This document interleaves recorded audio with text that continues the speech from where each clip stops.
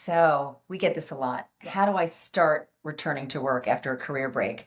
And I think most people just assume one thing. What do they say? What do they all say? Well, that I'm just going to get my resume together. Exactly. I'm going to dust off that old resume that has an objective 12 years. at the top. Yeah. It's 12 years old. Yeah.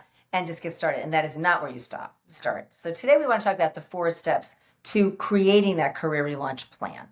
And it all starts first with building a team. Absolutely. You have to have a team of support around you. You have probably spent your time away from your career supporting so many people. This is your time to cash in on that, right? This is your time to recognize and realize you cannot do it all by yourself and that you need to have a really good support system around you. And that starts with that personal emotional support, but it's so much more than just that. It is. Like, I think the key roles to fill early on are your allies. Absolutely. That's usually, a sister, a best friend, someone who may not understand your work, may not even have relaunched a career, maybe never paused their career at all or has no intention of going back to work, but they're there for you, as you said, personally, to be your cheerleader, to be your motivator, to keep you accountable, someone you deeply trust. Then on the more professional side, having a mentor. I mean, if you know someone who's a few years ahead of you, who has returned to work successfully, that's a great person.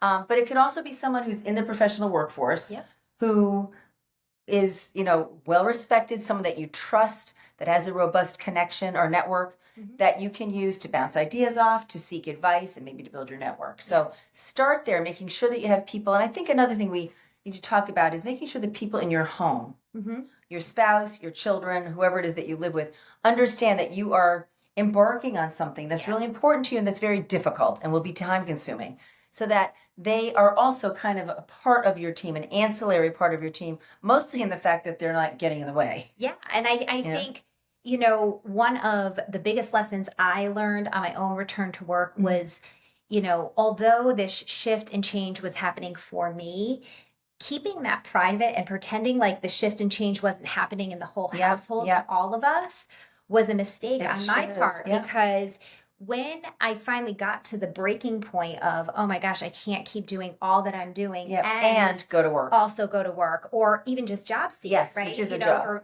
in my case, it was building a business. It was such an eye-opening experience for me to look at my little people, because they were little at that time, but to look at them and my spouse and realize they wanted to cheerlead me. They wanted to support me, and having a vulnerable conversation with them saying, this is something that's really important to me and I am struggling with this and I really could use your help. Just saying it in that way shifted everything. So having those conversations, and don't think you're just going to have the conversation once with your family. You're going to have it multiple times, but you're all on this journey together. You're not just doing this by yourself. You can't. Yes, your family is going to experience this transition. And if you can communicate and talk about that in a really clear way, it's going to make the path a lot smoother for you. I want to say something else about the mentor, because this comes up a lot with our students. We almost think of the mentor always has to be in like that traditional sense, but a mentor could be someone that you seek wisdom or knowledge from in one conversation, one day. I know in my own return to work experience, I made a pivotal, critical choice in my own like credentialing and like where I was going to spend my time in a conversation with someone who I met over the phone, talked to and never talked to again, 1 hour, and have never spoken to her again. So a mentor can be somebody that's out there doing that. A mentor can also be someone that is famous. It could be a book that you're reading, it could be a podcast that you're listening to. So just to get yourself educated, it's someone who's sharing a wisdom with you. And if you think about it in that way, it takes the pressure off of, do I have to have that, especially in these very initial stages of returning to work, right? That I have to connect with somebody and ask them to be my mentor and meet with me every week. You may grow to that. There may be someone that you meet along the way that gets you That's there. often how it happens. Yeah. And then we also have like our connectors and then, potential employers. But that's the team of support really at these beginning stages starts with those allies and mentors. The next thing that's really important is to define your brand. Well, we're in a very different workplace now. Everything's moving very quickly. We have thousands of applicants for every position. So you have to be really clear what you want to do. Otherwise, you'll never cut through. This is also self-serving. Yeah. Because you really aren't successful if you're applying for jobs that are all over the place. So understanding, who am I? Mm-hmm. And that refers not only to who I am as a professional, maybe in a past life, Right. but who I am now. Yes. And looking at and giving value to those things that you might have done during your break, either part-time jobs or consulting assignments or gig work or unpaid work, volunteer work, leadership in the community, all of those things, and extracting the strengths and the skills and experiences from that full complement of your work and break life. Yes. Right. And what that is doing in terms of growing your confidence, because one of the biggest obstacles that we see is people who have stepped out and are stepping back in, their confidence is just not there at all. And they'll take whatever comes their way just because they feel like, oh, I should be grateful that anybody's even looking at me. Your confidence starts in getting reconnected and really paying attention to, here is who I am. These are strengths that I have. Your strengths don't just go away because you've been home with your children for 10 years or that you've been helping an elderly parent. But most likely you've tapped into them too. Absolutely. In what you've done as a caregiver, as an advocate, and as a volunteer. So our famous line, work is work, whether it's paid or unpaid. Make sure you give yourself credit for that work as you start to define your brand. Yes. So the next place is knowing your audience, right? Defining who your audience is.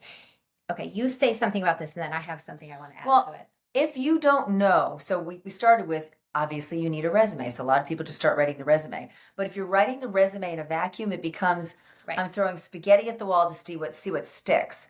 You're going to get a 6 to 8 second read on your resume. You better be talking to the right audience. You better be presenting the brand that matters to me. Right. So when we think about audience, we're turning the lens a little bit outward now. We were inward and thinking, what do I do? What are my strengths? What are my skills? But when we consider who our audience is what's important to me? What do I want to get out of work? Yes. What industries or organizations or functions seem interesting to me? Right. It may be that you've been out of work for 10 or 15, maybe 20 years, and the market's changed a lot. I mean, it's changing every year now, so very, very quickly.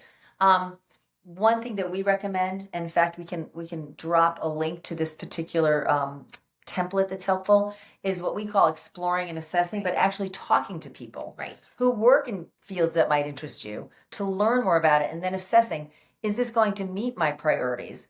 And priorities are broad. It could be, I want to make a lot of money. Right. It could be, I don't really care about money, but my husband's self-employed. I want benefits. Yeah.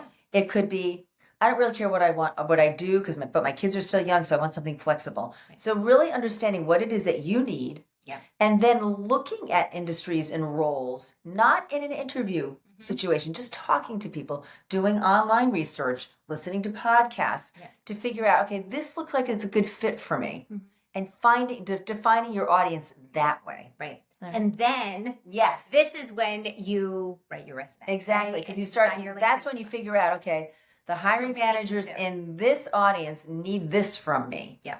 Making sure there's that match. Yeah. So once you defined your brand and your audience, then you can build your resume and your LinkedIn. They kind of happen together. They're very synergistic, right? Yes. Yeah. I just want to say one thing about this, because a place where our students will get stuck is they think I have to white knuckle know what my next move is, right? Like what specifically my audience is forever and ever and ever. And what job I'm going to take. And And exploring and assessing can be taking a job. What we're talking about here is get yourself in a lane, define what that lane is, define what that audience is for you, design your resume, your LinkedIn profile around that, go out and try to network and pursue opportunities in that lane. Maybe you land something, maybe you take a job and you try it on and you decide to yourself, this is not at all what I thought it was going to be. And that person over there is doing something that I am really interested in, or that feels like more of a fit for me. Then you pivot yourself to that opportunity and you think differently. So you can try a job on, you can take a job and not 100% know if this is a complete fit for me, but you're trying it on to determine if it is or it isn't, and you can always change your mind. You can actually argue that that's what Gen Z and Gen Y are doing every day, because they're only staying anywhere 18 months. Exactly. They're doing tons of exploring and assessing. Yeah. You also brought up a good point that I want to just highlight when you said, and go out there and network for those opportunities. Yeah. It's important to understand that you have less than a 10% chance of even getting a first interview by applying online. So your efforts in this process should reflect that reality. And most of your effort should be placed on networking to try to get in to talk to employers. Yes. Okay. So there you have it, the first steps. If you are just about to relaunch your career, we have tons of resources around this. We actually have created a playlist on this YouTube channel specifically about returning to work. We have a webinar on our website, a long form webinar that goes into deeper detail into what we talked to today. Yep. We also have a starter course, which is a spotlight course that we offer that takes you very methodically through the first 3 steps to a career relaunch. So you can check that out. You can find it at www.preparetolaunchu, the letter u.com. If you liked what you heard today, you can like and subscribe to this YouTube channel. We put out new content every Monday. Thanks.